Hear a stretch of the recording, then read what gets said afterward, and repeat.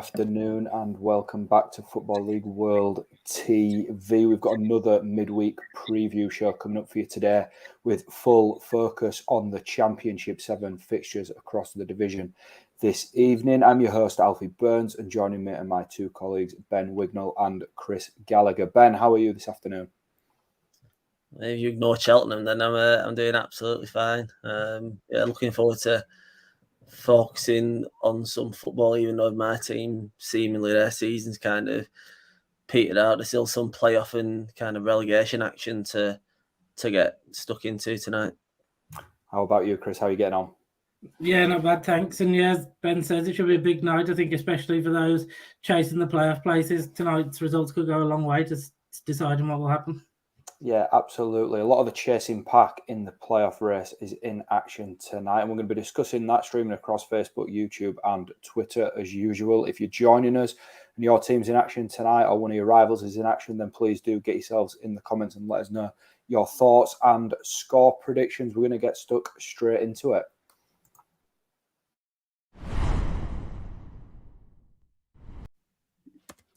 First game on the agenda then, as the graphic on screen is showing, is Blackpool against Sheffield United. Blackpool in mid-table at the minute, and Sheffield United looking to crash back into the playoffs with a win at the Seaside this evening. We'll talk about Blackpool first of all. 3 wins on the spin for Neil Critchley's side, and facing a Sheffield United side that they've got a few injury problems, and that's probably generous to say the least. So, Chris, this is a decent opportunity for Blackpool tonight on home soil, isn't it? It is, yeah. I think this is the ideal time to play Sheffield United. I think we'll touch on them later, but the injury issues they're really bad, aren't they? We've seen it's cost them probably last week, and they'll be desperate to get the players back. So for Blackpool, they're high on confidence. They're playing well, and they'll see this as a great chance to. You wouldn't say they're obviously not expecting the playoffs, and even now it's a massive ask, but why not? Like, they've got to give it all they can and see how win the games and see where it takes them. So yeah, this is a good chance for them to close the gap a bit more, and then to make it 4 in a row at this level would be very good for them, and they'll certainly feel like it's a game that they can get them 3 points from.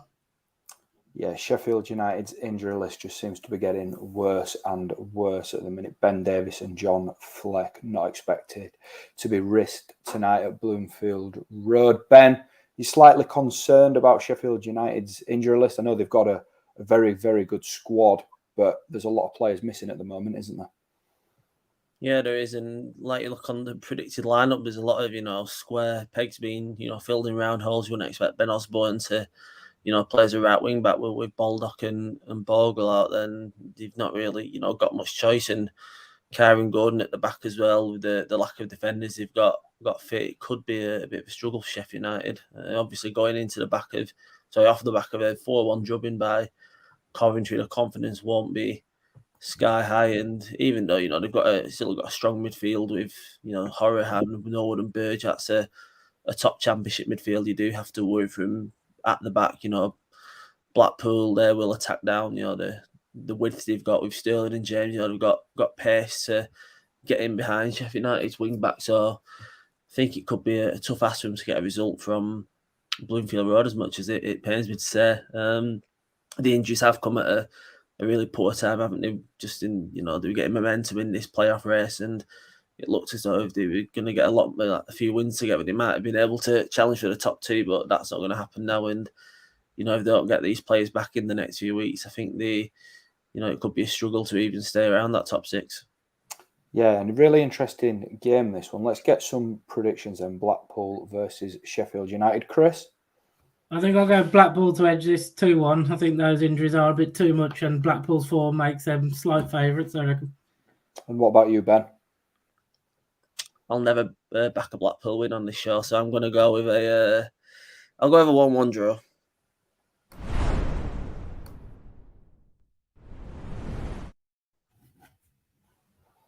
Next up then, Cardiff City versus Stoke City. A little bit of a mid-table clash, this one. But we'll talk about Cardiff, because Cardiff can move level on points with a Stoke side that were flirting with the playoffs earlier in the season. And for me, I think that underlines the quality job that Steve Morrison has been doing with the Bluebirds. Would you agree, Chris?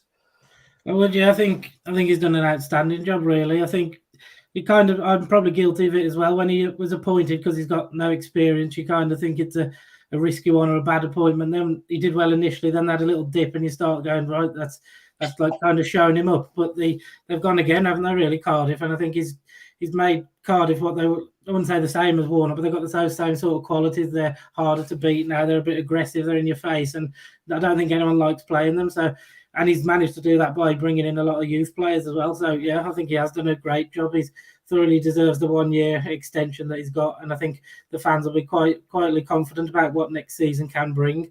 I think normally in this position they're one of about 6 or 7 sides who've got nothing to play for, so the season can just drag out. But I think with Cardiff, he's managed to he'll be drilling into the players that they need to be playing for their places, that he'll make changes next season if they're not up to it. So I do fancy them to have quite a strong end to the season, and I think they're going in the right direction now under Morrison, which they hadn't been previously. Yeah, I think Morrison's doing a great job in keeping, firstly, Cardiff, well clear of trouble, but then keeping them motivated to keep going in the Championship. That's, easier said than done, you feel. As for Stoke, we had a show earlier in the week on Football League World TV looking at Michael O'Neill and the pressure that he was under at the Bet365 Stadium. Neither of you two were on that show, so we'll just brush over O'Neill. How are you feeling about him, Ben? Do you think he's rightly under pressure? I think so, yeah. There's,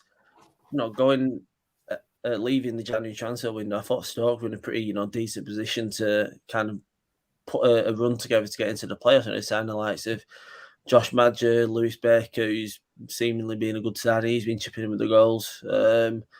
Taylor Harwood, Bellis, Jagielka, Bidas from Villa. So they look to be, have some strong options going into the last few months of the season, but something's just not quite clicked. Madger's not really been getting in on the goals, the leaking goals left, right, and centre, and I can't put my finger on it really. Losing Nick Powell as well for the next 6 weeks will be a big blow as well. But I think O'Neill, with the squad he has had at his disposal, he probably should be doing a lot better than where they currently are in 15th.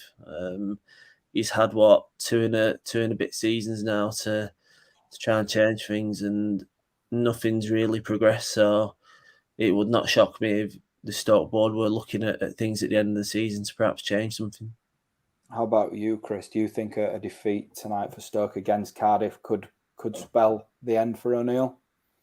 I think they'll probably let it run till the end of the season, but yeah, he has to be under pressure. I think I do have a bit of sympathy with him because of the injuries. I think he lost Campbell last year, which was the key forward for them. He's brought that little bit of quality, and Suter in defence this year was a massive loss. But as Ben said, they had a very productive window. They've got a good side still on paper, and they should be doing better than they were. I thought they'd be in the mix for the playoffs, so yeah, they're massively underachieving. So he can't really have any complaints at the end of the season if he does go, because this isn't good enough at all.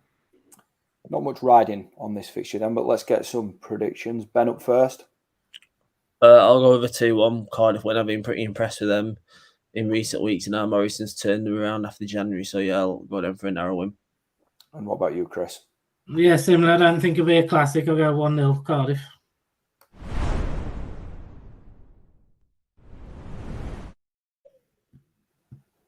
Next game then, Coventry City versus Hull City. We'll start with the home side. Coventry should be full of confidence coming into this game after an impressive 4-1 victory over Sheffield United at the weekend. That was a statement win, but sitting 10th in the table, they've got a chance of the playoffs, and games against sides like Hull in 20th are games that they need to be cashing in on if they are going to, capitalise on that chance that they've got of playoff football, Chris. Yeah, definitely. This is probably one of the games that you would pick if you could pick one. Hull at home has to be high up on the list because, as you said, they're not very good as their position shows, but they're also not fighting for their lives just yet. I think they're still safe enough without worrying. So this is a great game for Coventry, and I think the way they've been playing as well, not the Sheffield United result was a real statement, as you said, but I think even before that, the performances have been pretty consistent for some time with Coventry. I think quite a lot of people think they should be higher up. A lot of opposition here talking about them. The fans and players mention how they're a good team, the way they play, the way they pass it. So I think they've got a real chance of getting in this top 6, but they still don't. You can't always rely on them, but they have to win this game, and I do think they will. On to Hull then, as Chris sort of brushed across there. the 20th. They're not quite in trouble or looking over the shoulders just yet, but they're not going anywhere either. Ben, what are your thoughts on Hull at the minute after the takeover, change of manager, and everything that's gone in the last couple of months? Yeah, well, when Shotterover did take over from Grant McCann, I thought nothing was really going to change. They won against Swansea the first time out, 2-0 under Arveladze, and I thought they might be able to continue that momentum that McCann had built, but obviously things have not gone as well as planned. They still got those attacking outlets where you can get a goal from nothing. The likes of Lewis Potter and Force can do that, but they've not been as clinical as they once were in front of goal, and maybe it's the change in setup by Arveladze. Who knows? I don't think they're in immediate danger of being dragged back into that relegation battle, but a few more wins, and a few more wins for the teams below, and if Hull don't pick up a win or two in the near future, then that could soon change. I think they got a win against Peterborough a few weeks ago, but they've not really done a lot since then, and I think they might struggle against a Coventry team who'll be full of confidence after that win against Sheffield United. Yeah, I don't really know what to think of Coventry's playoff chances at the moment, just with the calibre of some of the clubs chasing it. But they've got a chance, as Chris sort of mentioned. Let's get some predictions for this game then. Chris, up first. Yeah, I think Coventry are too good. I'll go 3-1 Coventry. And what about you, Ben? Yeah, I have the same worries about Coventry in the playoffs as well. They've not been as consistent as they were at perhaps the first few months of the season, but I am going to go for a 2-0 win for them tonight.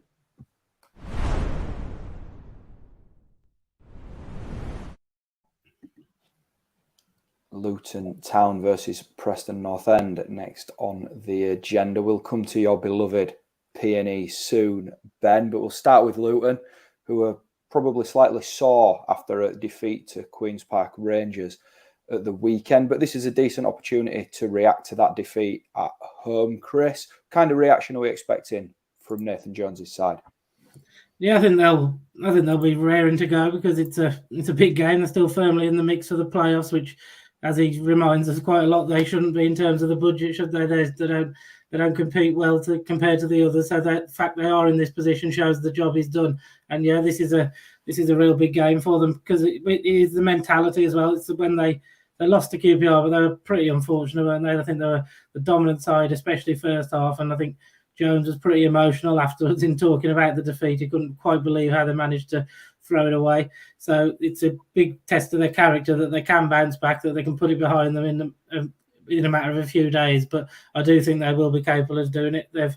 Their home form's been very good this season, and this is the running now, so they've got it all to play for. So yeah, I don't think there should be any worries about any motivation or anything, and the players will be desperate to get back out there tonight. I spoke to our resident Luton Town fan, Billy Mully, earlier in the week, and he wasn't too confident heading into this fixture against Preston. He thought it was a little bit of a banana skin for Luton coming into it. Ben, you're our resident Preston fan, so what's the mood like around Deepdale at the minute? The mood's okay. I feel like there's probably too much to do now for the playoffs, and nothing can be written off. But I think everyone's played a game less, at least, above us between where we are and the playoffs. I think there's going to be too much to do in that regard. But I think there's been a few too many draws. What should have been wins recently. I didn't get to see much of the Cardiff game, but likes of Huddersfield, Nottingham Forest, Millwall, games like that in recent times, we probably should have won those games that they were all 0-0. So, it's a bit of a strange mood. We probably looking towards next season now, probably behind the scenes. I think Ryan Law's already talked about getting new faces in. So the pressure should really be off the players going into this match and the rest of the season. Barring a miracle, I think it probably will be a finishing mid-table or near the playoffs, but we won't get into that top six. Not sure why Billy's too worried about this game, though, considering I don't think we've won at Kenilworth Road for God knows how long, not since I've been watching PNE anyway. But yeah, I think the pressure should be off tonight, but Luton are a tough team to play at any given moment, especially at home. So I'm not expecting, a free-flowing game full of major chances. I'm expecting maybe a cautious game because Luton, still going for those playoffs, and there might be potentially a few nerves there. Let's get some predictions then. Ben, you up first?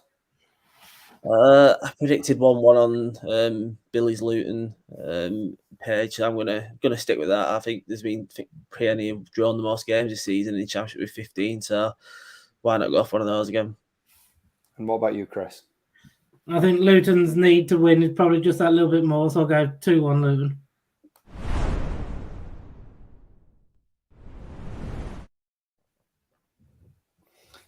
Next game then, Millwall versus Huddersfield Town. Huddersfield are watching Bournemouth slowly but surely drop points, game by game really. Another draw for the Cherries.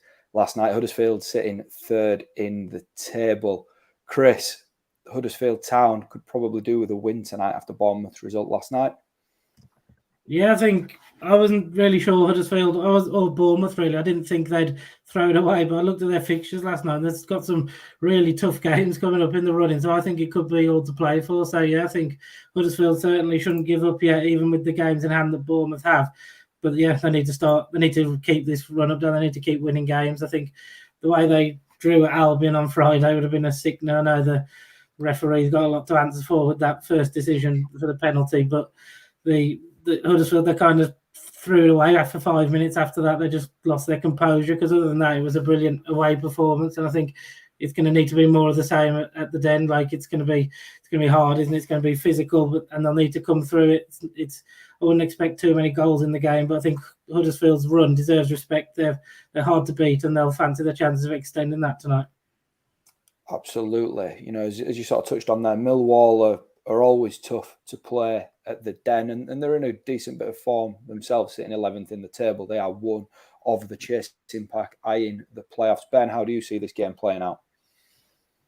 I think you know what you're going to get with Millwall at the minute, don't you? I think seemingly every game's either 0-0 or a 1-0. So I think you're not going to expect a real free-flowing game. But yeah, they are in pretty solid form right now, and be a tough game for Huddersfield. Their confidence will probably be a bit knocked after being 2-0 up late on against West Brom, and those being clawed back to 2-2. In the last place you'd want to go after something like that is probably the Den.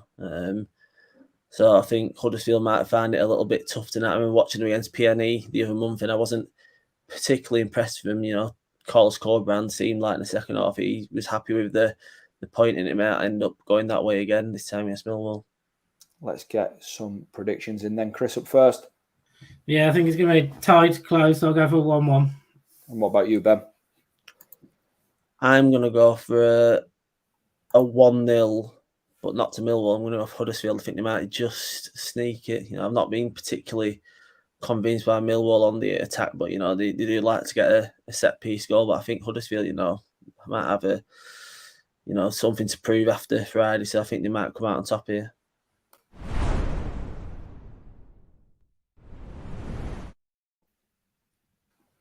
Next game, big game. Nottingham Forest versus Queen's Park Rangers. Nottingham Forest entering tonight's fixture in 9th. QPR sitting 5th after their weekend win over Luton Town. We'll start with the home side. This is another big game for Steve Cooper's Forest side on home soil. It's important for Forest not to lose any further ground on the top 6, isn't it, Chris? I think the home form is always going to be important to a side chasing trying to make up into the playoffs, and for Forest it's no different. The emphatic win against Reading is a reminder of just how good they can be, and it's about building on that now. And I think whilst QPR are obviously a much better side than Reading, Forest will certainly feel they're beatable. I think the only doubt you'd have is the injuries to Cook and Lowe. I think Cook has been brilliant since he came in January. I think that back three is probably one of the best in the league, and they're playing very well. And he was like the experienced figure at the heart of that, so he'll be missed. And I think with Max Lowe, they don't really have a natural replacement. So Colback will have to fill in there, you'd imagine. So that will be the question marks on them. I think if they kept their first 11 fit, I think they're a match for any side in the league. I think the performance at Sheffield United showed that, but it's when they get these one or two injuries, whether they've got the depth and whether the Cooper can shuffle the pack and still get the same results. So it'll be interesting to see how they cope without two important players, but I think they'll still believe they've got enough to get through tonight and to make the top 6. Yeah, particularly at home, Forest have been impressive across 2022, the FA Cup, drilling that home in particular with victories over Arsenal and Leicester. So it's going to be tough for QPR, but they'll be lifted by that victory over Luton at the weekend. But that was a bit of a statement win going to Kenilworth Road and winning. But I feel it'd be a bigger statement going to Forest and getting a result tonight. Would you agree with that, Ben? Oh, absolutely, yeah. They've not, obviously they've only won about 2 in the last 7. QPR and Forest haven't lost many at all. You know, I think the one plus point for QPR maybe tonight is the fact that Forest could have one eye on the cup game against Liverpool on Sunday. Now they've probably got enough to balance, the kind of importance of tonight and Sunday's obviously the Championship and promotion, so the Premier League's more important. But some of those players will clearly have one eye on the Liverpool game. You won't want to get hurt and potentially miss that game. So that might be one of the things going in QPR's favour. But we've seen from Forest over the last few weeks, whether they've come up against Premier League clubs or teams in the Championship, they've got a hell of a lot of quality, in the starting 11 and on the bench. So I think it's going to be a tough ask regardless for QPR tonight. Let's get some predictions for this game then. Nottingham Forest versus QPR. Ben? I'm going to go with a 3-1 Forest win. I think, obviously, like I said, a few players may have their eye on the game on Sunday against Liverpool, but I think they'll still have more than enough. And what about you, Chris? Yeah, I'll go Forest 2-0. I think they're just a better side than QPR, and home advantage makes it them firm favourites for this.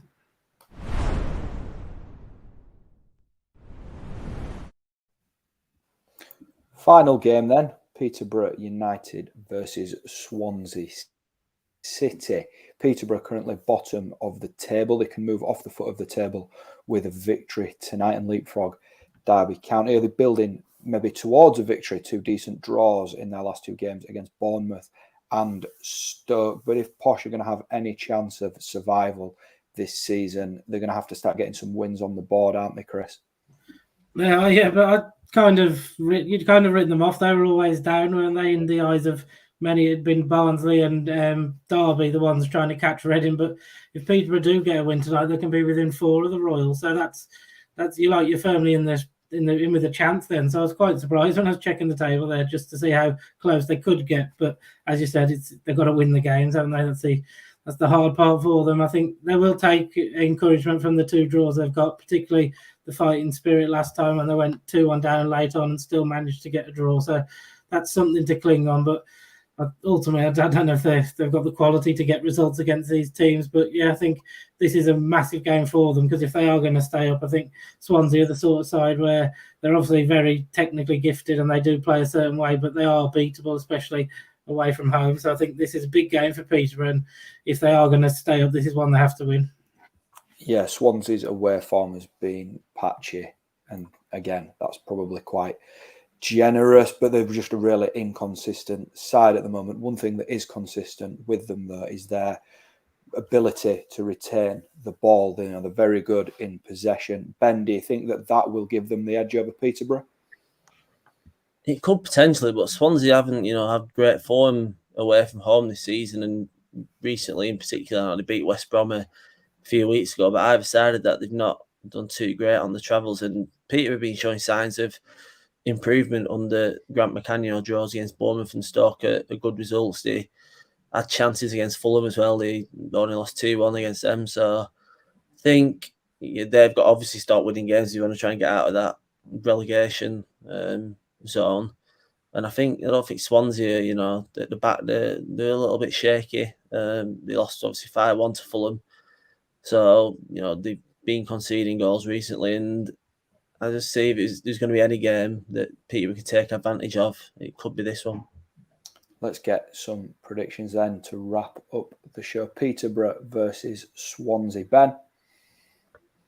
I'm going to go with maybe a surprise, but a 2-1 Peterborough win. And what about you, Chris? Yeah, it's difficult calling Swansea, but I do think they'll have just enough quality, too much quality tonight. So I'll go 2-1 Swansea.